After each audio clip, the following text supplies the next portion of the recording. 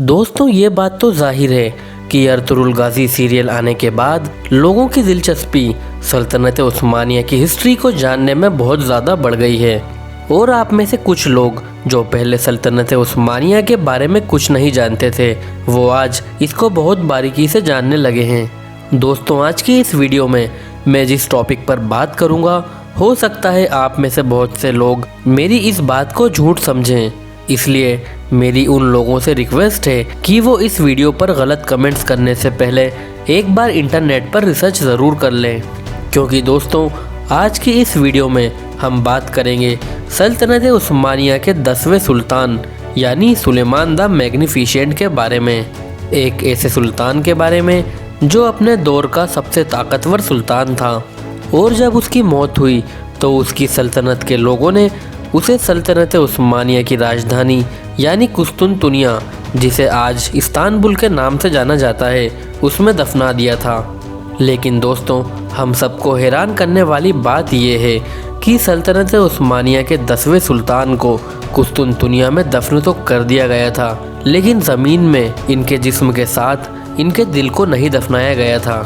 अब सवाल ये है कि उनके जिस्म के साथ उनके दिल को क्यों नहीं दफनाया गया था, और उनके दिल को उनके जिस्म से किसने निकाला था, और आज उनका दिल कहाँ मौजूद है और किस हाल में है। तो इन तमाम चीज़ों को आज हम इस वीडियो में जानने वाले हैं। दोस्तों वीडियो को आगे बढ़ाने से पहले अगर आप हमारे चैनल पर पहली बार आए हैं तो इसे सब्सक्राइब ज़रूर करें और साथ ही बेल आइकन को ज़रूर दबाएं। तो चलिए दोस्तों वीडियो को आगे बढ़ाते हैं। दोस्तों ये बात तो आप सब लोग ही जानते होंगे कि अर्तुगरुल गाजी और उनके छोटे बेटे यानी उस्मान गाजी की भरपूर कोशिशों के बाद जिस सल्तनत उस्मानिया की बुनियाद रखी गई थी, वो 1299 से लेकर 1922 तक कायम रही, यानी तकरीबन 600 साढ़े 600 साल।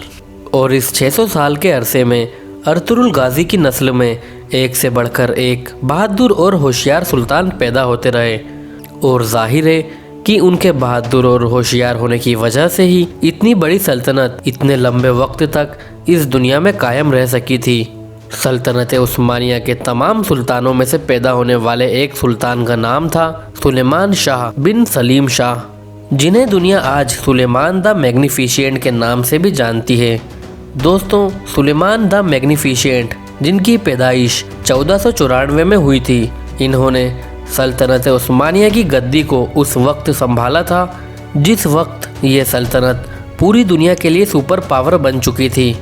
यानी जिस वक्त सुलेमान द मैग्निफिसेंट सुल्तान बने थे, उस वक्त दुनिया का कोई भी इंसान सल्तनत उस्मानिया से टकराने की जरूरत नहीं करता था, और उस वक्त तक पूरा यूरोप सल्तनत उस्मानिया के कब्जे में था।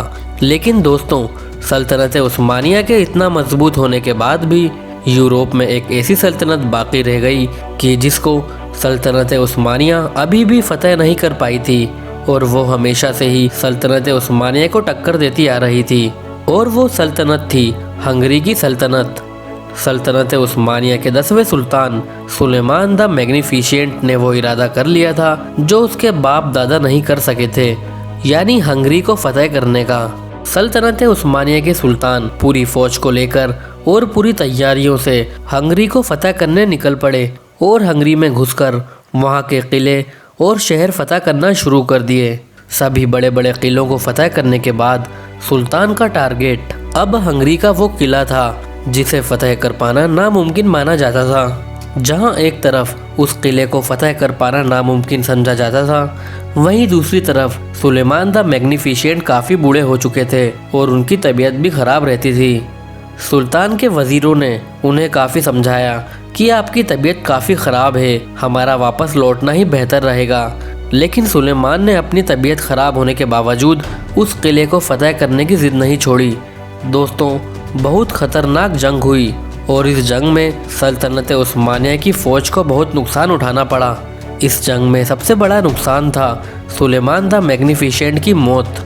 जो सुल्तान के वज़ीर थे, उन्होंने सुल्तान की मौत की खबर को छुपा कर रखा और किसी को भी पता नहीं लगने दिया, क्योंकि उन्हें इस बात का डर था कि अगर फ़ौज को सुल्तान की मौत के बारे में पता चल गया तो फ़ौज और ज़्यादा कमज़ोर हो जाएगी, क्योंकि पहले से ही फ़ौज जंग में बहुत नुकसान उठा चुकी थी सुल्तान की मौत के अगले दिन उस्मानियों ने जब वो किला फतह कर लिया, तब सुल्तान सुलेमान द मैग्निफिशेंट की मौत की खबर सबको सुनाई गई।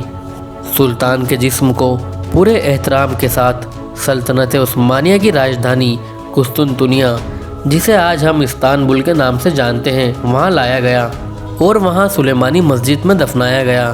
दोस्तों, लेकिन हैरत की बात तो ये है कि इस्तांबुल में मौजूद सुल्तान सुलेमान के इस मकबरे में उनका जिस्म तो ज़रूर दफन है, लेकिन जिस्म के साथ उनका दिल दफन नहीं किया गया था, क्योंकि सुल्तान सुलेमान के दिल को सुल्तान के वज़ीर आज़म ने शदीद दर्जे हरारत की वजह से हंगरी में ही निकाल लिया था और उनके दिल को सोने के एक बॉक्स में रखकर हंगरी के उस इलाके में दफन कर दिया था जो उन्होंने फतह किया था।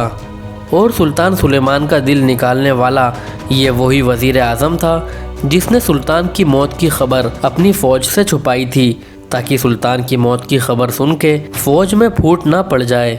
दोस्तों, क्योंकि अब उस इलाके को भी उस्मानियों ने फतह कर लिया था, तो इसलिए जहाँ पर वज़ीर आज़म ने दिल को दफनाया था, वहाँ भी सुल्तान सुलेमान के नाम से उनका मज़ार बना दिया गया।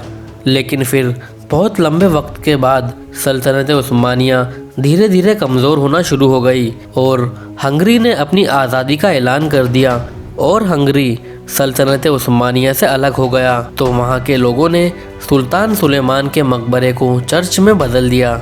लेकिन दोस्तों, वक्त कभी भी बदल सकता है और ऐसा ही हुआ। वो चर्च भी ज़्यादा वक्त तक नहीं टिक सका। अब हालात ऐसे हैं कि तुर्की और हंगरी गवर्नमेंट दोनों मिलकर उस दिल को रिसर्च करवा रही है।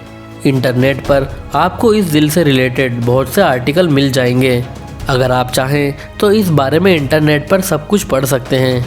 दोस्तों, मुझे उम्मीद है कि ये वीडियो आपको काफ़ी पसंद आई होगी, इसलिए इस वीडियो को लाइक करें और अपने दोस्तों में ज़रूर शेयर करें।